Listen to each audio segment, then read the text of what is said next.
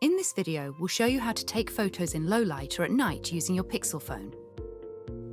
Your Pixel phone's night sight feature can help you take photos when it's dark, like group photos at night or of the night sky. Night sight takes a longer exposure photo over a few seconds, allowing you to get a photo even without ideal lighting. If you're in a dark area, indoors or outside, press your power button twice. Then swipe right to select night sight. If your camera automatically detects a dark environment, the night sight icon will appear in the center of the capture button. Hold the phone very still. Tap Capture. Don't move your phone until the photo has been taken. For photos of the night sky, plan to take photos at least 45 to 90 minutes after sunset. Stabilize your phone on a firm surface and point it towards the sky.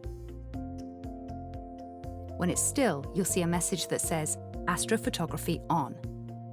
Tap Capture. Your phone will show a countdown timer. Don't touch your phone until it's finished taking the photo. Here are a few more tips for taking photos of the night sky. Set the focus to far so that your camera focuses on anything more than 4 meters or 13 feet away. Plan ahead to know when and where you can find stars. Travel away from city and other artificial lights. Now you know how to take photos in low light or at night with your Pixel phone.